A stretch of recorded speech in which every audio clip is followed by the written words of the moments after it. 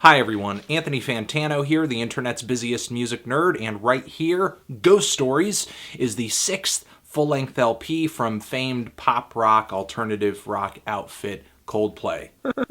In the independent music gangs that I run with, Coldplay tends to get a lot of hate, and on numerous occasions I have come to their defense. In the case of records like X and Y and Viva La Vida, I happen to think these LPs have some very good songs on them and some very illustrious, beautiful production. But for a rock band, Coldplay has very little in the way of grit, urgency, which is something I usually like in my rock music, but if at least you can write something that's beautiful or just genuinely gorgeous and moving, I could vibe with it. But I don't really think Coldplay's tendency to do that has translated onto their two latest records, even though I do think these new albums do sit in unique positions for Coldplay stylistically. Their last full-length LP,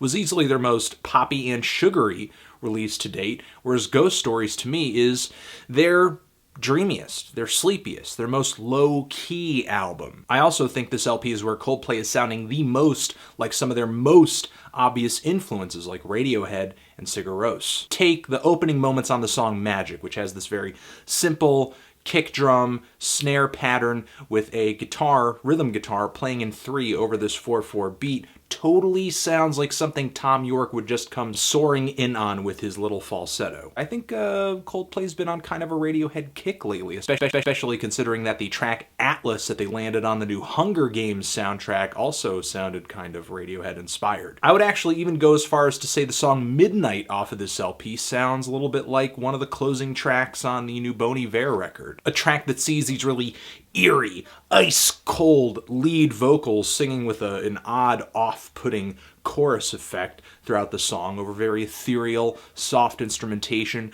The track eventually builds into a very subtle 4/4 kick drum. It is no surprise that this song has some production on it from John Hopkins, a great electronic music producer from the UK who has collaborated with Coldplay on a few occasions. He has a stellar record titled Immunity that you should definitely check out. But this collaboration with John Hopkins and this driving 4/4 rhythm is just an ominous sign of what's to come later on this LP when Coldplay collaborates with none other than Avicii on one of the final tracks of this album, and it's a song that unfortunately I don't think Coldplay really comes out the victor. It feels like they just bring on Avicii in order to facilitate, in order to embrace all of these incredibly cliche EDM formulas, and it just ends up feeling like a really obvious attempt at hopping on a trend. Coldplay even simplifies and dumbs down their lyrics to the lowest level on this track in order just to make them fit into the preconceived EDM blueprint. There are actually quite a few moments on this LP though where I really enjoy the guitar or the vocal melody, like off the track Magic. Hey, it's magic. And then there's the song True Love, and I can't really put my finger on it. Either it's the vocal melody or it's the chord progression. Totally reminds me of one of the softer, more psychedelic Beatles tracks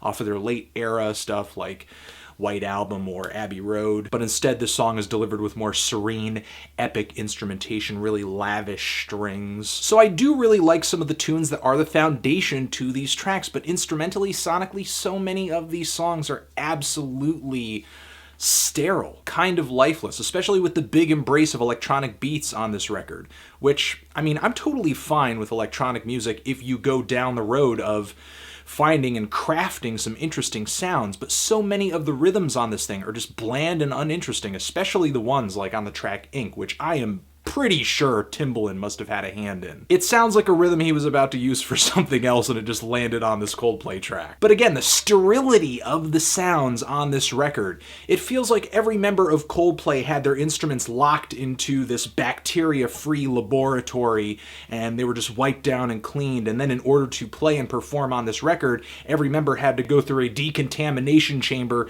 get gassed, and then go into the room, all the people behind the boards wearing hazmat suits to make sure not a single germ made it onto the record. I like that the whole LP feels like a really holistic experience, with one track just slipping softly into another. This album to me feels like Coldplay really paid attention to the flow of this thing, much more than they did on their last record. However, I also think maybe these tracks are blending together so well because the entire album is slightly uneventful. There are just some moments on this LP that are just straight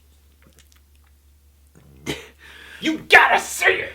I don't wanna. Just say what you feel!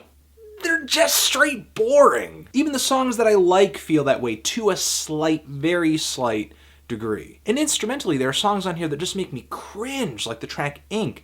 Lyrically, is this song about a metaphor having to do with the pain of loving someone but also getting a tattoo, possibly maybe getting a tattoo of someone's name or a tattoo for someone? Please, educate me. But whenever I was reading into the lyrics of these songs, I wasn't really enjoying them. Especially this one finishing line where Chris Martin is saying, hey, I wish you were here, I wish we were with each other watching TV. I don't know if the lyrics on this record are in tribute to some kind of major personal loss. They most definitely could be. And if they are, they reflect these pains and these life events in the most mundane of ways. To me, this LP is just bland, overly tenderized, adult contemporary pop ballads with a new age twist, and that's about it.